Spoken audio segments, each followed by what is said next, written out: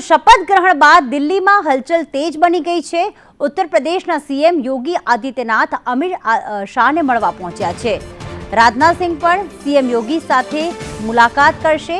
આ વખતે ઉત્તર પ્રદેશમાં લોકસભાની બેઠકોમાં ઘટાડો થયો છે અને ઉત્તર પ્રદેશમાં ભારતીય જનતા પાર્ટીનું પરફોર્મન્સ સતત બગડ્યું છે। એના જ કારણે આ બેઠક હોઈ શકે છે, જેમાં ઉત્તર પ્રદેશના સીએમ યોગી આદિત્યનાથ અમિત શાહને મળવા પહોંચ્યા છે। રાજનાથ સિંહ પણ સીએમ યોગી સાથે મુલાકાત કરશે।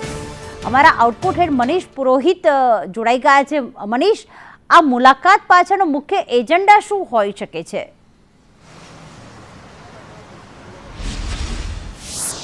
પ્રીતિ, અત્યારે તમામ રાજ્યોના મુખ્યમંત્રી ગઈકાલે આ શપથવિધિના કાર્યક્રમમાં અહીંયા આવ્યા હતા અને ત્યારબાદ જે તમામ પોતપોતાના જે પોર્ટફોલિયો મળવાની રાહ જોઈ રહ્યા છે, કયા રાજ્યમાંથી કોને કયા ખાતાઓ મળે છે એના પર સૌ કોઈની નજર છે। પરંતુ આ બધાની વચ્ચે જે મહત્વપૂર્ણ સમાચાર અત્યારે સામે આવ્યા છે એ છે કે યોગી આદિત્યનાથ જે છે એ અમિત શાહને મળવા માટે પહોંચ્યા છે।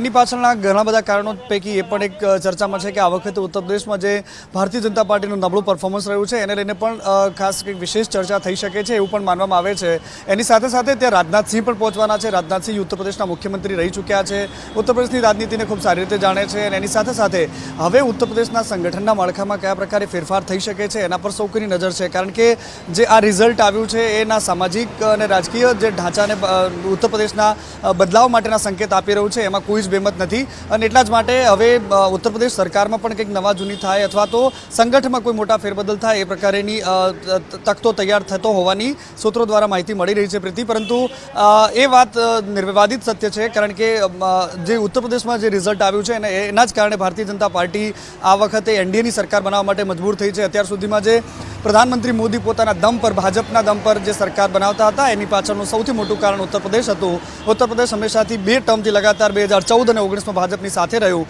ખોબલે ખોબલે મત મળ્યા અને એ જ કારણ રહ્યું કે ભારતીય જનતા પાર્ટી કેન્દ્રમાં સરકાર બનાવવા માટે બહુ સરળતાથી પોતાના દમ પર સરકાર બનાવી શકી હતી પ્રીતિ।